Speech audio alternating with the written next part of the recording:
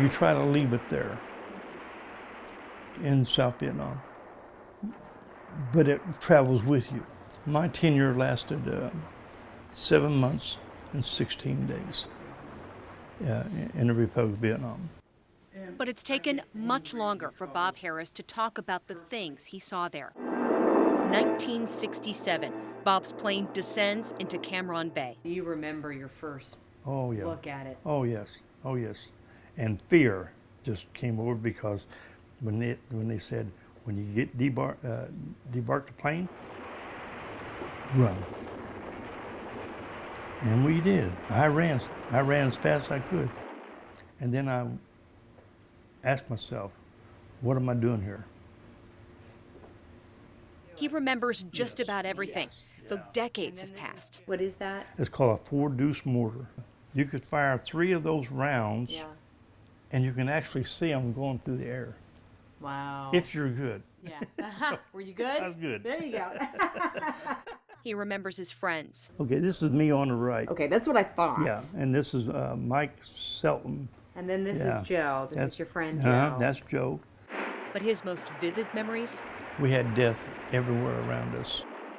Including at My Lai, one of the most notorious operations of the war. When we went into My Lai as an operation, we knew that VC insurgents were in there. We knew by our intelligence that they were in there. So we went in to clear the village.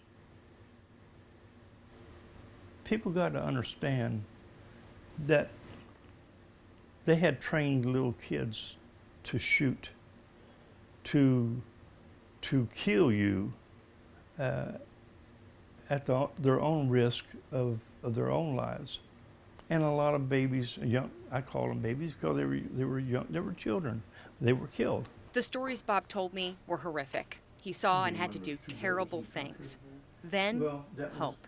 He learned his brother was there too, Air Force. If there were 2 brothers from the same family in combat, regardless of what service they were in, one of them could go home. It just made me so happy after I talked to him that he said, yeah, go home. But just before Bob's papers were processed, their camp took a direct hit. It was leveled. Bob was in a coma for 2 months. When I did wake up in the hospital, I had tubes everywhere. I had a cast on my legs, and my shoulder here was almost tore off. It's deformed now. When you heard that your friends, all of your comrades had died, and you did not die, do you remember that moment? Yeah, I went crazy. Literally, I just went crazy. Joe, Mike, and all 8 of Bob's fellow soldiers didn't make it. His parents were told he had died too. My mother had a nervous breakdown, was hospitalized over it. And there was a closed casket. Eventually, they learned Bob was alive. He saw his parents again back in the States, but he was different. I came home with a lot of despair. I came home with a lot of tragedy. A lot of anger. It was hard for me to understand why I was the lone survivor. Why not me? He still feels those things. His wife Lucy knows that because she lives it. I see the nightmares. I see the night sweats and all that, you know. And it's been hard. It's very special. It's a very special award. Bob was awarded the Purple Heart in 1968. It's a reminder of what you did. And I'm very proud of serving my country, no matter where it was at. It's small in size, but it has big meaning. Yes, it does. We have 10 grandchildren, we have 4 great-grandchildren, and we have 1 great-grandchild on the way. He thanks God every day for all he has now. He knows there are tens of thousands who didn't get to come home, whose children and grandchildren will never know them. When the traveling wall comes with their names, Bob will be there. So it's going to be, I know it's going to be hard for me to see. For Mike and for Joe. They did not die in vain. They died as a hero.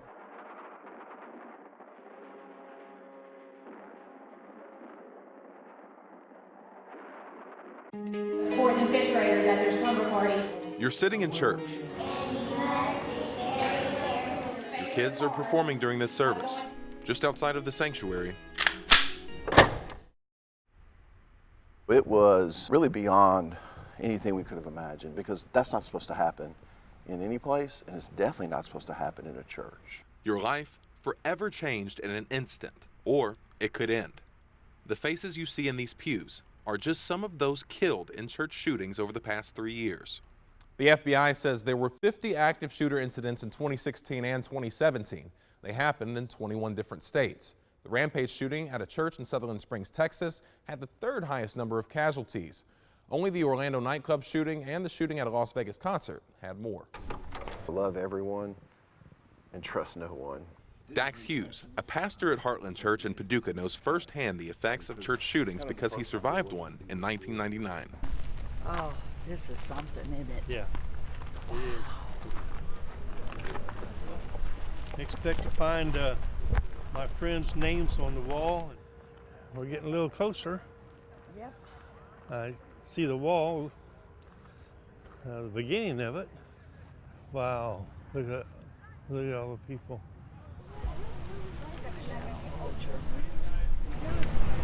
You see? Yes, yes. You see? I see his name. I see his name. So sorry. I'm so sorry. You know the picture I got when I with him, me and him together? Yeah. This is Joe. This is Joe right here, Joe Reed. Hi, buddy. Oh, buddy.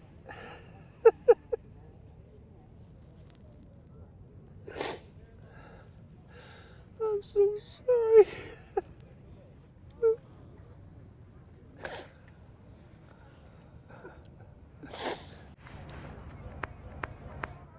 Well, thank God Yeah. you survived. I know, honey, but Thank God you survived. yeah. I'm gonna do a salute. And I salute you, each and every one of you. They're the heroes. These guys here. They gave the ultimate. And this wall is so big, with so many people, so many names, and Yeah. so many names. All of us have a story, and these guys here, they have a story too, and we'll never forget them, none of them. Thank you guys, you're the best of best. Yeah.